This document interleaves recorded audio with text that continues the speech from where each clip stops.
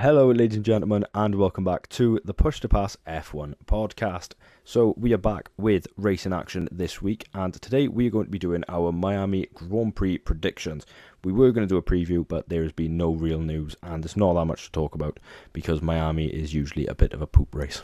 Exactly. Nothing really coming out in the news. No, and plus it's a sprint weekend, so we can put a few more predictions in, which I can guarantee will be wrong. Reese got his cup of tea, and that's the reason why we've had to delay recording, because he needed his cup of tea. Oh yeah, that's, of course. So, let's go. Do you want to go sprint qualifying top three, or do you want to go sprint qualifying pole? Which one do you want to do? We'll just do pole, shall we? Pole. Sprint qualifying pole. Go. It's not a quick answer because I really don't know. I actually do think I'll predict this race is going to be wide open. You think it's going to be a bit of a? It can go either. I've got a feeling that there'll be quite a few people that are quick, or it'll just be everyone slow. One of them. I just think I've got a feeling Charles Leclerc is going to get pole. Oh, stop! That's my feeling. It won't happen. You know that for a fact. I don't. I think he'll have pace. I genuinely do. Yeah, he'll have pace, but it's also Ferrari. Ferrari are also awful this year. Borderline dreadful. Yeah, but he can still put a good lap in. I'm not saying he's going to win the race. I'm just saying he's going to get pole. Sprint pole. I'm trying to remember what sort of track Miami is like. Windy, shit. Yeah. Yeah, meh. Oh, I don't know. Hear me out. Gabby bought the leather. No. I will go sprint pole with George Russell. That's who I was also going to go with. That was like I'll my go with second one. I'm feeling a China sprint where he just absolutely slams it on sprint pole, probably wins a sprint, and then qualifies like 9th. Fair. Mercedes are looking decent. Yeah, they are for sure. And, George is having probably I'd say it's probably his best year so far, or the best start to his Definitely season of his career. So I think he'll carry on his form. Sprint. Who do you think's going to win sprint? I think Max Verstappen's going to win sprint. Max Verstappen? Yeah. What the hell? Can I see her? I'm trying to think because, to be fair, the layout of Miami and the sort of technical aspect of it, I would see that to suit more of a Red Bull. Yeah. As like we saw in Jeddah, don't get me wrong, I don't think they were the quickest car, but they weren't the slowest, and any decent car in Max's hands probably has a chance of winning. So I can see where you're coming from. Thank you. Sprint. I'll double down and I'll go with George. I think if he's going to put it on sprint pole, then I can see Jorge keeping it up and putting it on. I don't think it'll be easy, but also Miami's not really a track where overtaking is the easiest. That's what I was thinking. I can imagine actually I won't give it away what I think will happen, but I can't imagine it's going to be many overtakes. No, but I hear me out. I think we could have a good weekend. Do you think? Yeah. What gives you that feeling? What's the weather for Miami this weekend? What's the Wagwan? Miami. I thought it was next weekend. Miami, Florida. No, Miami's quite big, isn't it? Miami Beach. It could rain on Sunday. Interesting. Yeah, it's saying there could be rain from about 1 o'clock onwards. Oh, okay. I see you. Bit of chaos, bit of rain, bit of wet weather running, which will inevitably be 3 red flags, and we won't actually race. Yeah, exactly. Qualifying, give me your top 3. I'm going to go with Max Verstappen pole, Oscar Piastri second, and Charles Leclerc third. Right, I didn't even process that first. You think Max on pole? Yes. Okay. Cheeky one. You think he's going to make it back to back? Yep. Tell me your reasoning. My reasoning is, I think as you say, it's like tight, technical. I don't think the car will be that bad. I also think everyone in general is going to be more level, and I think he's the best driver at the moment. So I just think he's going to whack it on pole. He's your goat. Oscar second, I can see. Charles third. You're really back in this Ferrari. Yeah, this I've weekend, got a feeling they'll be all right. Yeah. Right, yeah, so it's meant to rate. The thunderstorm's meant to be between like 1 and 5, and a race at 4. Oh, cool. Oh, it's a 9 o'clock race in the UK. Boring. Top 3 for qualifying. Give me pole Oscar Piastri. Yep. Second, Lando Norris. Third.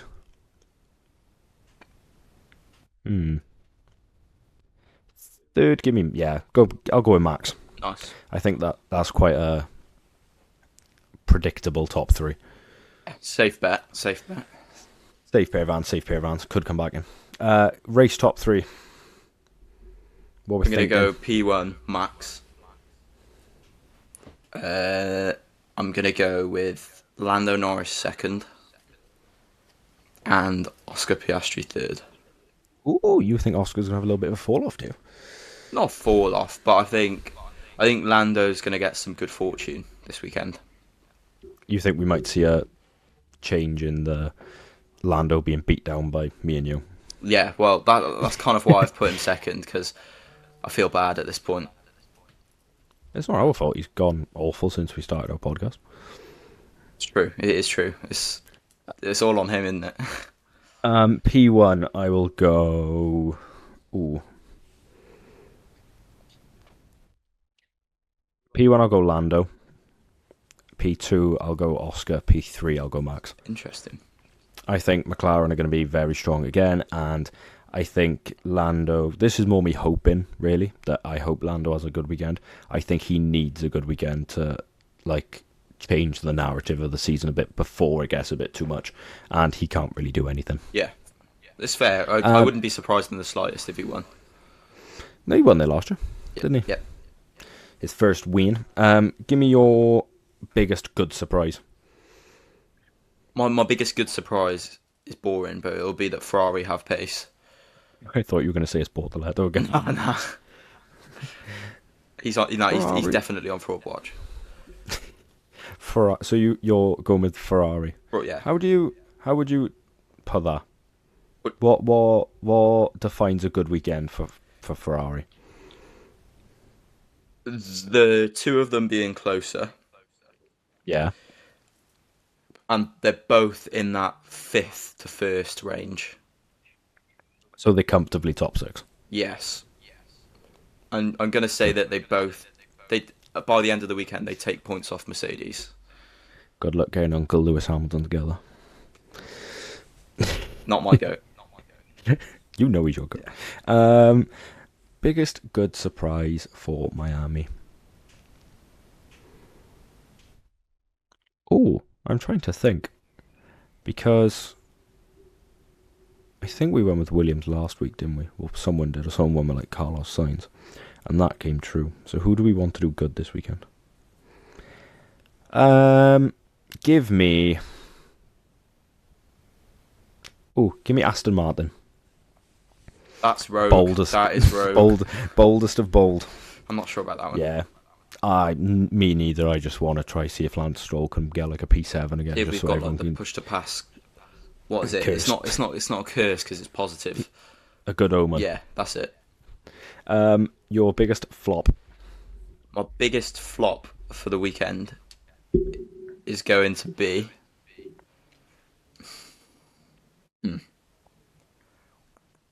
It's so hard to predict because I genuinely have no idea how Miami's going to go one bit. I don't think anyone does. I'm just going to say something random and see if it sticks. I'm going to go with both Haas's DNF. Your go-to, I've worked this out now, this is what, our 5th or 6th week of doing race stuff. Your go-to for biggest flop is if you can't think of anyone, just pick 2 drivers to crash into each other. Yeah, literally. No, I'm not going to say they crash into each other, but I just think they'll have a bad weekend. Cheers, Dad. Just stormed right in. Ruined everything. Nah, but my biggest flop. I'll go the opposite of you, and I'll go Ferrari. All right, yeah. So just tell me you hate me then. Yeah. Yeah, I will.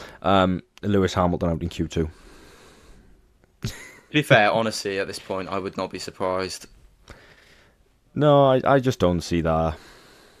I think it was very much a one-sided affair in Saudi with the fact how good Charles did and Lewis did genuinely just look a bit terrible. Yeah. For like where the car should be Yeah, clearly. I don't know what it is. It's not like terrible, is it? It's like steady. Something is just not clicking for him. I mean, he said that he can't really like unlock the car fully, and he doesn't fully understand it. And I think he's driving like that. He's driving just to finish. Oh yeah, he's you can tell he's taking every session as extended testing. Yeah, for sure. Not there is no way he's like going into each session being like, do you know what? I'm getting on the podium. Yeah. Yeah. He's literally just going in, going, yeah, I'll see how long how like well I can adapt to the car. Right, let's go with random surprise. No, what's it called? Random prediction. That's the one. A random prediction will be. I'm actually going to do it. Gabby Bortoletto gets points. Oh, It does. admit the dream is dead. No, he's going to get 10th. No, he's not. No, I think He's going to get 18th. Has he finished higher than like 17th or something. I was just about to say Australia, but he didn't even finish then. In Australia, he finished. Well, he didn't finish. He non-classified. Where did we go then? We went to China. In China, he finished 50. Oh no, he finished 14th. Mate. In Japan, 19th. In Bahrain, 18th.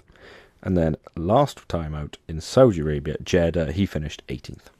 And you think he's going to get points? Yeah, well, fortune's turn eventually. Fortune favors the brave. Yeah. Why not? 10th.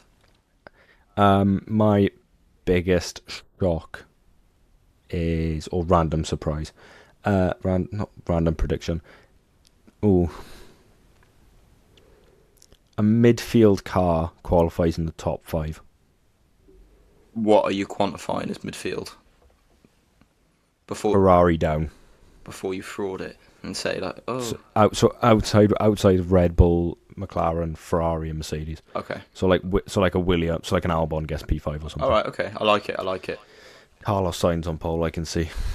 Well, we did say he needed one result and he'll go on a tear, so he might get good points. Just to finish up, what's your thoughts of Miami?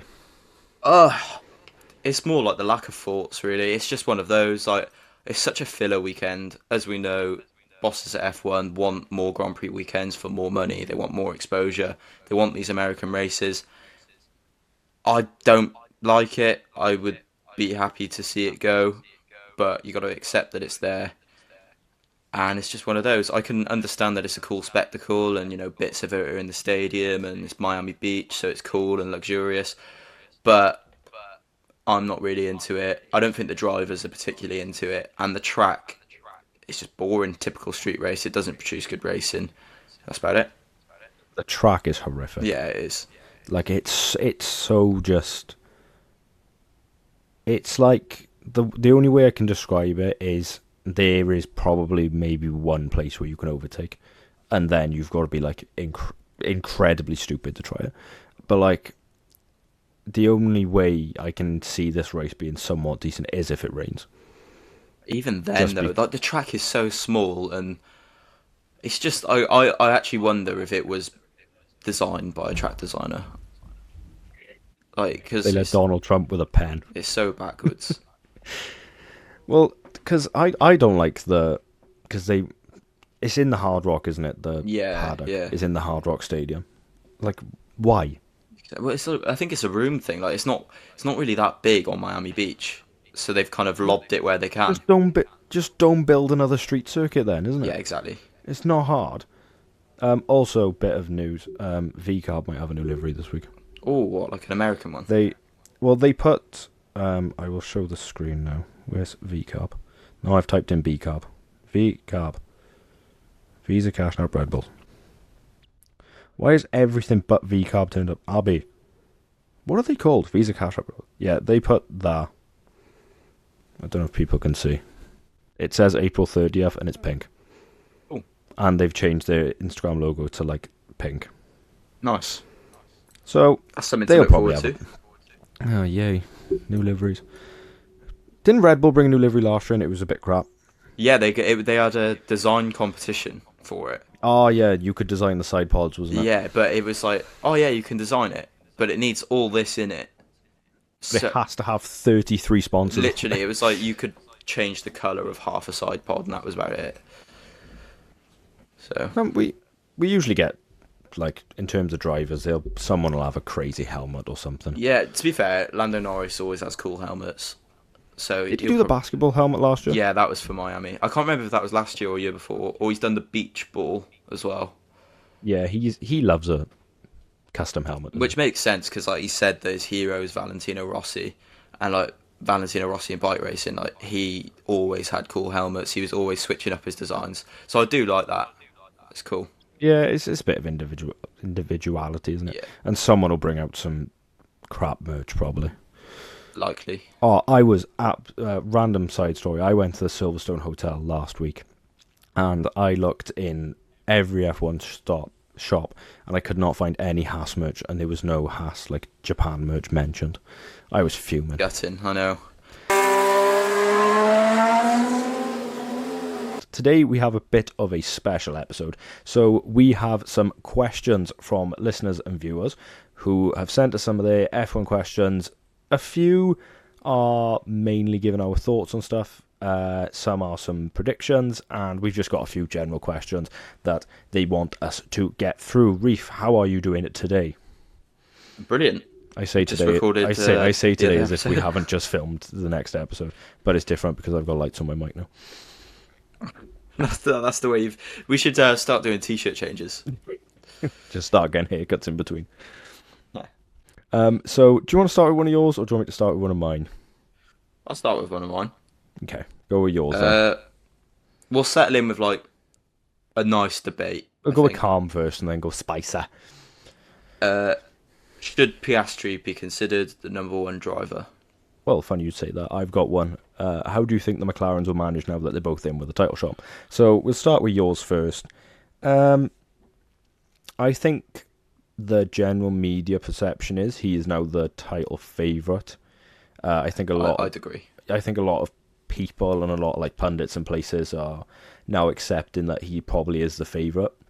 But I also don't think that you can write off Lando yet just because we have literally only had, 5 races. For sure.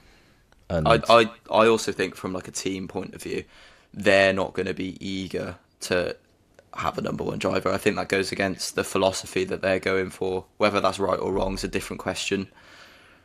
I think the other issue there is on top of that is McLaren and Lando very much give me the vibe of like Ferrari and Charles and Max and Red Bull. It's like their success story of bringing a driver through, and then if that driver wins the title, it obviously makes them look better and it makes like their driver development look better. So Yeah. I think they won't want to tell Oscar and tell Lando like, look, Oscar's number one until probably statistically Lando is either out of it or it just makes more sense and like in the name of fairness to give Oscar all priority.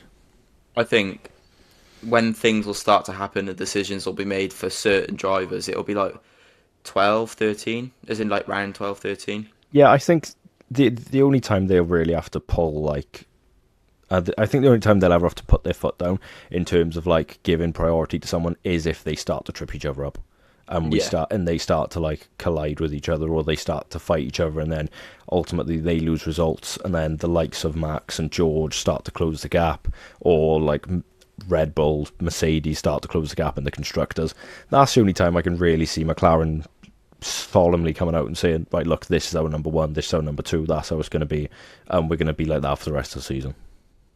Yeah, I agree with you. I can't see it being like that. But to be fair, they've been quite fortunate where nothing terrible's happened so far. I mean, they had the other week where Piastri was convinced he was quicker in was it Japan? Yeah, that it was when they were both chasing Max, and Yeah, yeah. Oscar was like, "I'm quicker," and then Lando was like, "No, I'm quicker."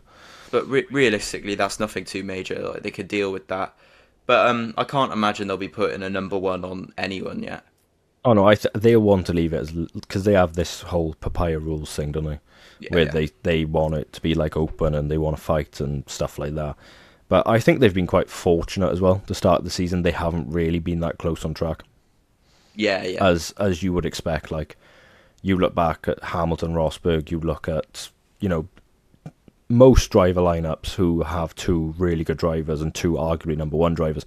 They are usually quite close together, but yeah. Like Vettel, Weber, like yeah, stuff always happens. it's just it might just be a case of we have to wait and see, and it'll be like a case of time will only tell. But in my eyes, I think McLaren are more than happy to have two number one drivers because they both know that they. I think Lando and Oscar are both quite reserved in the fact that they won't like. You're not looking at obviously what we saw with Vettel and Weber, where you're not going to get like a multi-21 incident. Yeah, yeah. I Only remember. 21 Sib. I remember being. I remember that as a kid. I hated Vettel then. I like honestly, he was like the villain of my childhood at that point. I was the opposite. I grew up as a Red Bull fan, and I was I could like, not stand him. I grew up being a Mark Webber fan, so I didn't like Vettel, but then I was also like, oh, he's quite good. I was not behind him one bit. And then as soon as he went to Ferrari, I liked him then. Yeah, I think that was when he just is because I think people wanted him to win with Ferrari, wasn't it? Yeah, yeah. Do you want to do one of yours, or do you want me to do one of mine? You do one. Okay, I'll do mine. We'll have a look.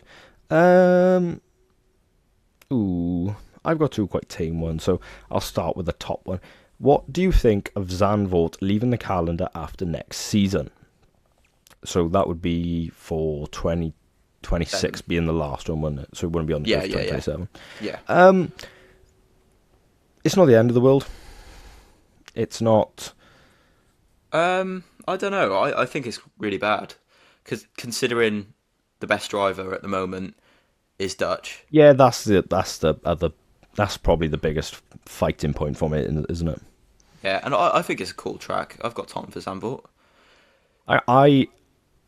The thing with Zandvoort is it doesn't provide the best racing, but it's, for me, similar to a Monaco where it's different to other tracks, so it provides that like uniqueness. I think so. Especially with like the banked corners and things. Like it's Yeah. different. Like, don't get me wrong. And I like that. It doesn't always produce like an absolute stinker of a race, and we're not going to get like no overtakes. It's just usually it doesn't produce like the best racing because overtaking can be quite hard into all the banked corners and stuff like that. But overall, I'm quite a Zandvoort fan. I'm just not really. I wouldn't have the same feeling if like Monza left or if like Spa was going. That's fair enough. I mean, commercially it's a disappointment, but at the same time, commercially it doesn't matter for us. So it's just one of those. Realistically, I can see F1 using tracks like Zandvoort as like rotational races. Yeah, yeah. I wouldn't be opposed. Like I've said for a while, I wouldn't be opposed to like having a continental race. So having like the European Grand Prix, having like an African Grand Prix, having like an Asian Grand Prix where they use like Sepang or something. So each year, because I think that's everybody wants to like create their ideal calendar, but also you've got to think like logistically. Yeah, I mean, logistics is the biggest thing. But at the same time, do you think, this is kind of a second question, but do you think there'll be more races added to the calendar, or are we at the limit? Oh, I think for them to add more, they need to give the teams more. So if they wanted to add like a 30-team calendar, not 30-team, a 30 like race calendar, then they'd have to like say to the team, look, here's way more budget which you can use. Yeah, I mean, that's like 30 would be insane because they'd have like no time off ever. I remember like having 18 race seasons. Yeah, and it felt like, I don't know about you, but it felt long enough. Yeah. I've never once felt like, you know what, we haven't got enough races. It went to like 19 and then people were like, oh, you know what, like that's nice. Then it got to like in the 20s and I don't think anyone's really been positive about it. Hang on. So I'm thinking like 2018. How many races did F1 have in 2018. Yeah, so 2018 there was 21 races. Yeah. And do you know something as well that annoys me about it is it makes stats from history a lot less representative. Yeah, because like I found this with when people was compare like Max to like Schumacher and stuff like that. It's a lot harder because of how much more the likes of Racing there is. the Max are now racing, and like Yeah, yeah. I how mean, consistent they are. obviously, if you go in knowing that, then it's different. But it's still hard to like see the stats up close, and then you're like, well, there's so much more. And that does kind of annoy me a little bit. But I've just got to get over it. We should do that one day. Our ideal calendar. That's a good shout. That can be a special. Stay tuned for that eventually. Yeah, that's class. Do you want to? Yeah, you can hit me with one. Okay. Hit me. Right. Let me have a look. Blue. Do you think having so many rookies on the grid this year affects the overall viewing and competition? I think it makes the viewing better because usually they are prone to a huge mistake. And I'm the same. You kind of prey on their downfall, don't you? yeah, and also they provide good stories if they are good. Like you look at Hajar, you look at Antonelli. You know, if they were in the top teams like Lawson did and don't perform, then it adds a story to the sport, and that's more attention. You get a lot of nice narratives through it. Like you get things like Ollie Behrman came in for like 2 races last year. Now he's coming now and he's been just as good. He's overperforming, and then you got people like Kimi Antonelli where he's like this superstar who's like generational talent. If we don't have these stories in the sport, then it kind of dries up. So I think it's great, and I don't think it ruins the product at all. Oh no, I have a lot of time for rookies, as long as they're like warranted.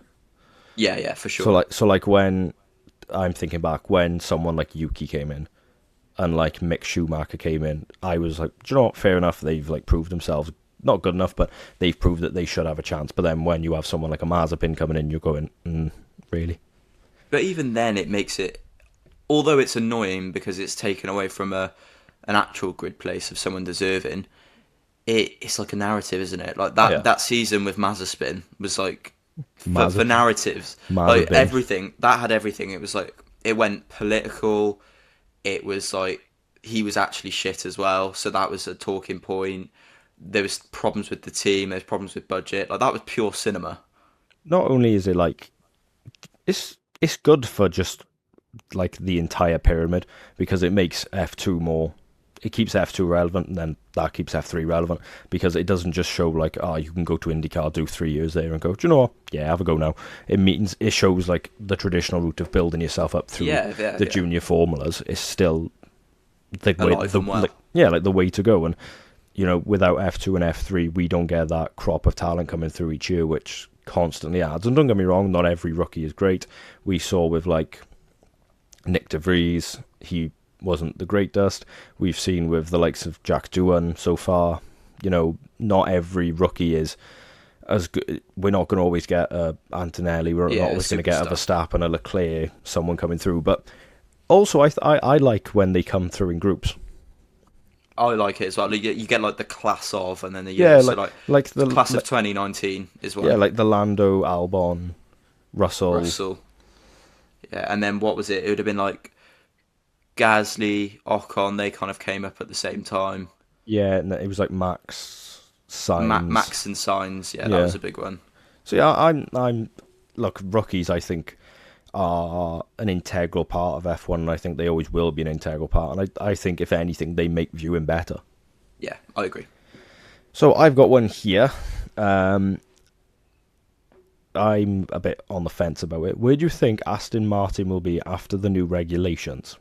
So obviously next year. Yeah, obviously 2026 we've got new regulations coming in. Aston Martin are reportedly already focusing on it. They've reportedly put all their assets into 2026. They've obviously got Adrian Newey for next year. But does that necessarily transfer into an instant result? Is the big old question. History tells us that they are going to be fast eventually. Yeah. It all depends. I genuinely, there is a possibility that they have a car next year that is rapid straight away. That could happen, Oh yeah, 100%. but I'm going to say it doesn't. But they will No. definitely be faster. Yeah, So I can see next year being like the start. So like next year they're back to where they were in like 2022, 2023. could you see them halfway through next year being like a top five car? Yeah, I think that's what I was getting at when where like remember when the first year Alonso came in and people questioned it, and then he was getting like he finished on the podium in like the first Yeah. 5 races. I could definitely see that build in next year. It's just I don't expect them to turn up first race of next year and win by like 15 seconds. Do a bit of like a brawn and just like come out of nowhere and win. Well, I will say it straight off the bat. I don't think they've got the driver lineup to even think about winning anything. It's fair enough. Yeah, I mean, it's hard to look past Alonso's pedigree, but saying that he is, I mean, he's one of actually involved in one of these questions. He's getting on, and I mean, less said about Stroll the better. We've dwelled on him long enough. Yeah, it's just I have the trust in Adrian Newey to build a championship winning car. His pedigree and his history proves that. I think Lawrence Stroll is smart enough to invest his money in like the correct places. Like they've got in some they've been like poaching people from Red Bull, Mercedes, Ferrari, all that. So I think he will have the groundwork put in place where they can potentially in the future build onto something really good. I just don't think their current outfit transferring over a year will be good enough next year for them to just like start winning races next year. I can see them being potentially podium outside, like within that 6th, 5th range, 100%, but I don't think they'll be anywhere near comfortable like first, second place.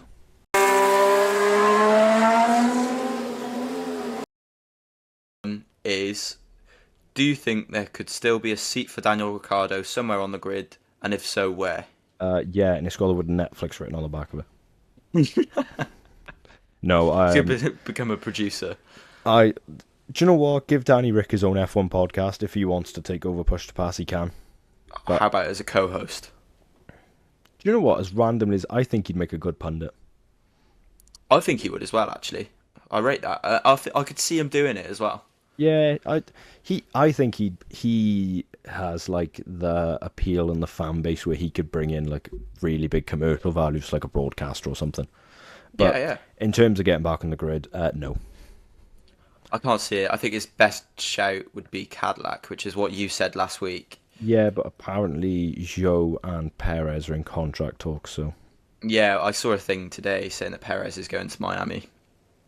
Going to Miami. Yeah, exactly like Will Smith. But yeah, my answer's no. To be honest, No, short and sweet. I just think, unfortunately, I've always thought that Daniel Ricciardo had the capabilities and the just like pure talent to potentially win a world championship. It's just it never clicked for him enough. He needed a lot to go right.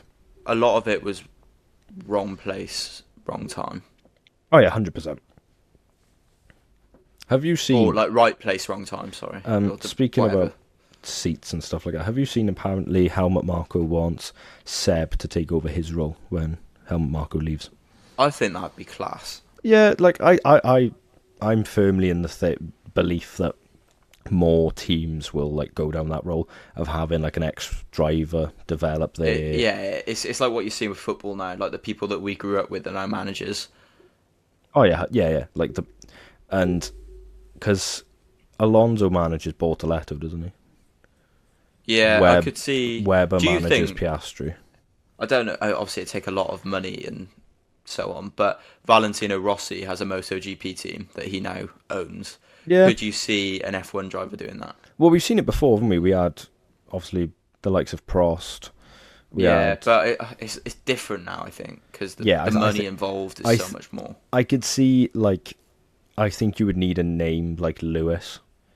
If Lewis retired, I think he could not potentially have a team, but I think he could sponsor a team, so it would become like Lewis Hamilton Mercedes or something. Yeah, like what's it? X44 is it? He's got Yeah, in that that whatever was that that was off-road shit is. yeah, that was Extreme E, which I don't think is a thing anymore. I think Surprised. it's now Extreme H or something 'cause it's hydrogen. But That's no, cool. he had a team in that, which was I think a lot easier because there's a lot less money involved. But we saw it with Andretti, didn't we? Like Yeah. Andretti obviously was a big name, and they were a big name in like IndyCar and stuff like that. But I think F1 are more on the side of they want brands. They want to bring more manufacturers in. And General Motors actually last week had been approved to become a engine manufacturer by 2029. So they're going to use Ferrari between 2026 and 2029. Interesting. Right, so I have just had a few questions sent through. So, looking at this. Wow, that was loud. That was me drop my phone onto my desk. How many more should we do? Should just 25 in. yeah, I just do like 5 more. Okay. Oh, I've got 3. This is a good one. Out of the current reserve drivers on the grid, who deserves a spot and where do you put them? I got to try to think who the F1 reserve drivers are. F1 reserve drivers. I think off the top of my head, the first one I think of is Djokovic. Well, I think the Red Bull don't have one. I think Djokovic deserves a go in a team. I don't think it'll be with Aston Martin, but you could go to Cadillac, I suppose. So Yeah. what I've found is by Autosport, Red Bull don't have a reserve driver, but I'm assuming it would be like one of their juniors. Mercedes have Valtteri and Vesti. Ferrari have Zhou and Giovinazzi. McLaren have Bottas as well. Aston Martin have Drugovich and Stoffel van Dorn. Alpine have Paul Aron, Rio Hirakawa, and Franco Colapinto.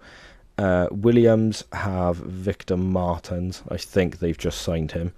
Racing Bulls don't have anyone. Sauber don't have anyone. Haas don't have anyone.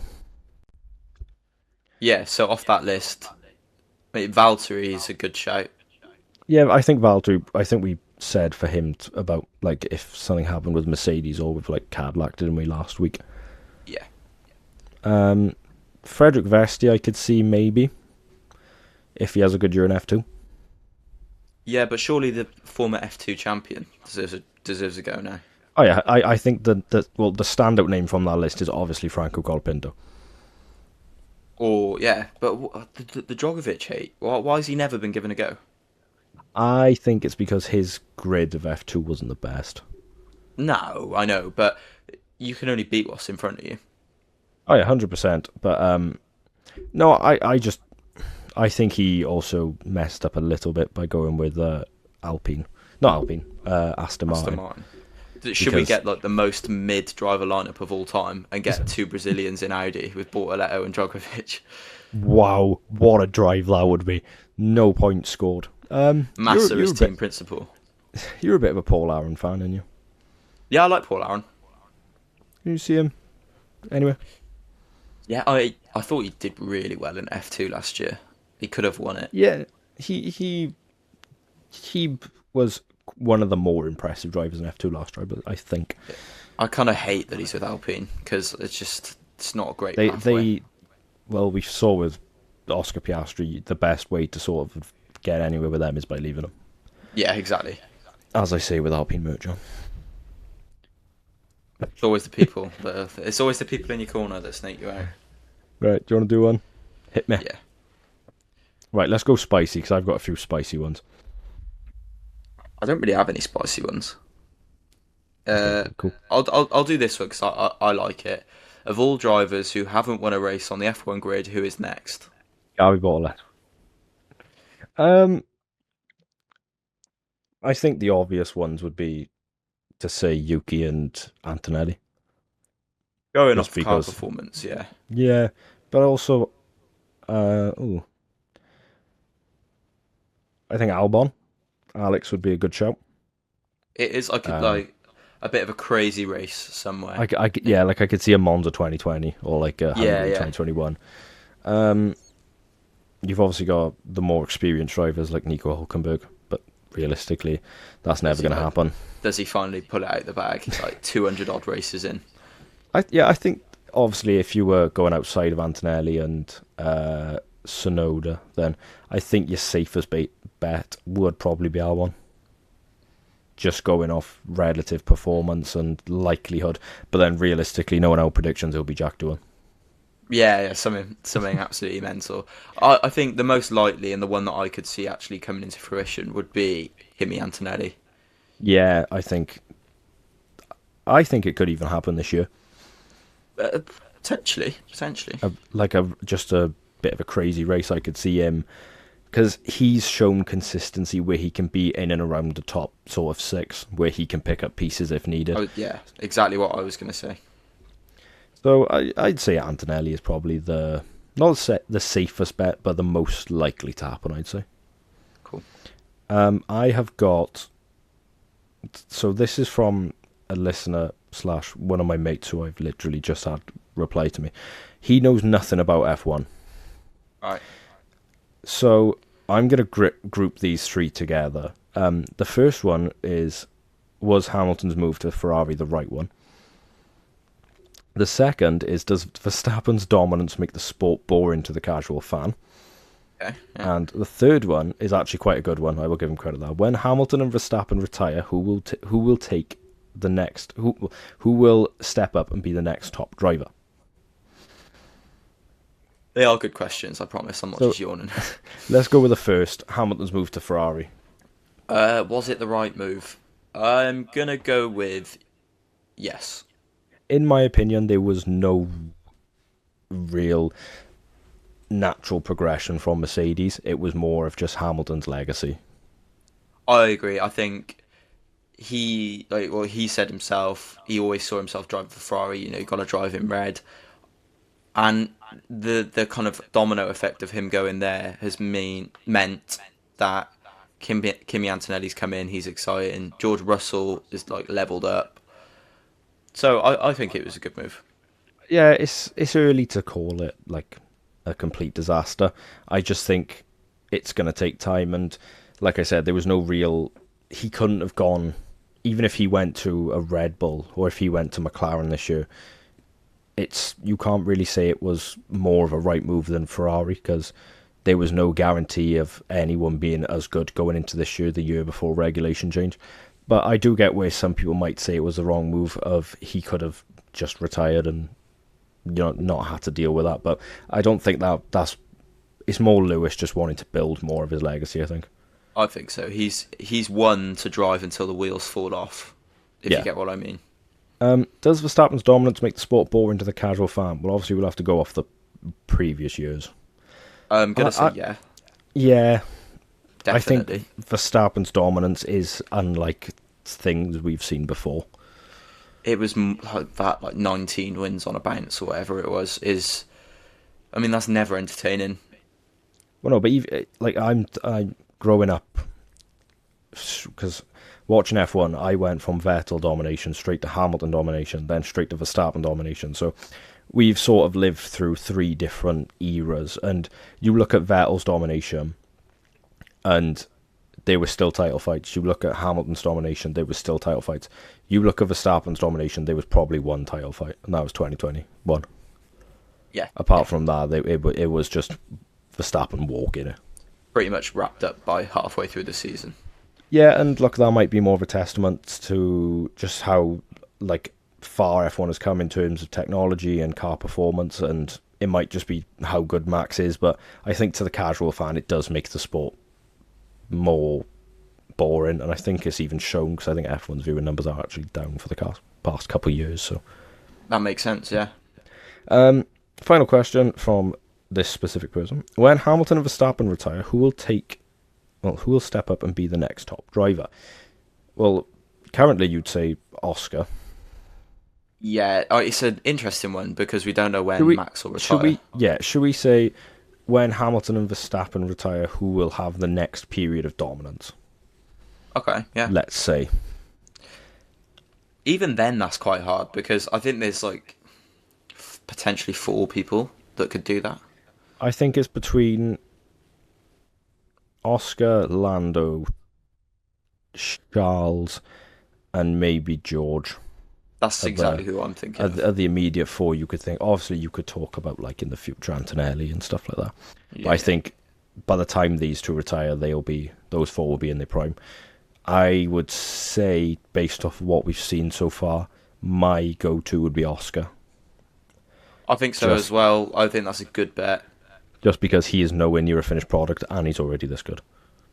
Not to be boring and agree, I'm gonna go with Leclerc. Yeah, Leclerc is also someone I could see having maybe not the likes of winning 4 titles on the bounce, but I could see him winning like the way I can compare Charles Leclerc is Fernando Alonso. Yeah, yeah. In a weird sense, I can see him like winning 2 and then spending some years like trying to fight for more. So yeah, I could see Oscar having periods of domination, but I don't think we'll see domination for a long time like we've seen with Hamilton and Verstappen and Vettel. I don't really know. I mean, F1 is kind of always in a period of domination. If you look through the years, there's always like people that will win 2 or 3 in like 3 or 4 years. So I wouldn't be surprised if like one of the people we've just listed wins like 5 in a row. Like it can Oh happen. yeah, 100%. But I will say the current talent on the grid, I don't think is like a standout as it has been. Like you saw Lewis Hamilton and you were like, oh yeah, like he's gonna win a lot. Or you look at Max and it's like it's undeniable he's gonna win. I think there's Yeah. room where these four could trip each other up. Yeah, I think it was Martin Brundle said it was like when Verstappen first broke onto the scene, he had like he could you watch him drive and you could sense like the talent of Senna and like the consistency of Schumacher and stuff like that. No driver really sparks me with that much like promise. Don't get me wrong, I've been for thinking and for a long time thought that Oscar Piastri is probably the best rookie we've seen in probably 10, 15 years in F1. Yeah, And, I think he has the potential to be a great driver. Whether he can transfer that to being one of the greatest drivers is just something which really only time can tell. It's hard to predict stuff like that. yeah, exactly. Do you want to do one more, or do you think that's enough for today? I don't think I have any more, mate. To be honest. I've got 2, but they're not the best. All right, okay. Mine is, if the Williams project for 2026 fails, what's best for the likes of Albon and Sainz? And if Yuki Tsunoda is to stay at Red Bull for next season, where do you think he is finishing? Right, I could quickly answer those. Yeah, let's do them quickly. So, Uh, you fucking prick. sorry. Do you want you can do you know what, you can intro these two? Right, okay. Well, I can't remember the questions because they're not in front of me. Yeah, dickhead. Right. No, you do it. No, you man do it first. So just finishing up, we have 2 final questions. We have, if Yuki Tsunoda is to stay at Red Bull for next season, where do you think he is going to finish? So for 2026, Red Bull and Yuki Tsunoda pairing, I can see finishing probably 6th, 7th in the standings. That's what I was going to say. I was going. Uh, Yeah, 6th or 7th or 8th around there. I think Red Bull are going to fall off next year, and Yuki doesn't strike me as someone who will take a car which is dog awful beyond where it should be in the same sense like Max would. And Agree. finally, if the Williams project for 2026 fails, what is best for the likes of Albon and Carlos Sainz? Albon is an interesting one Yeah. because I think a lot of people, and I think I'd probably assume that you're included in this, want Albon to get a bigger drive. Well, I said Mercedes, so Yeah, so no, I think it's an awkward one with him of maybe he should get a promotion to a bigger team. But then you look on the other hand, you've got Carlos Sainz, who, if Williams fails, I struggle to see where he goes after that, to be honest. I I'm not think saying that he's going to be off the grid, but I just don't know where he'd go. I don't know. I think if the Williams project, we're calling it for 2026, basically means Williams for years has been thinking like a new regulation change in 2026, they're going to be like a front running car. So if they aren't that, then someone like an Albon, I could potentially see going to, let's say, if Audi are really good next year, or if like Aston Martin are good, I can see them going there.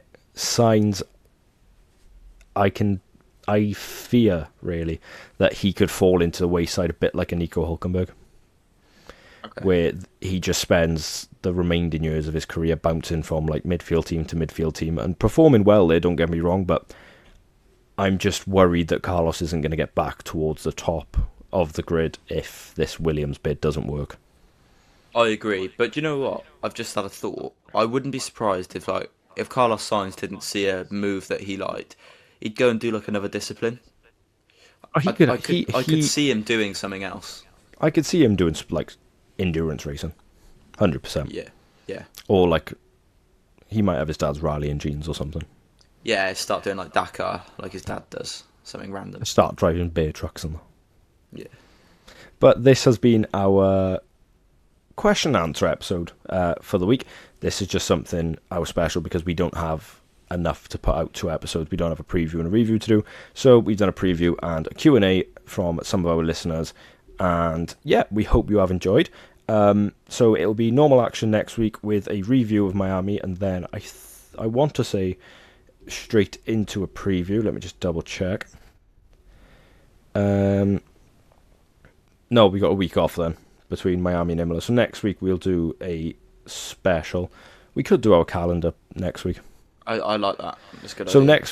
so scratch that. Next week you will have our Miami race review, and we will also do our ideal F1 calendar special next week for you. So make sure you keep listening for that. If you are listening on Spotify, don't forget to rate us 5-star and drop us a follow. It massively helps. If you're on YouTube, drop us a subscribe and a like. It's also hugely helpful for us. If you want to follow us on socials, they'll be linked in the description of both. We are now on TikTok, which has actually surprisingly been calm. We haven't had any hate comments yet. No, I'm surprised at that. Quite nicely. But no, we hope you have enjoyed. I have been Max. I've been Reef. This has been the Push to Pass F1 podcast.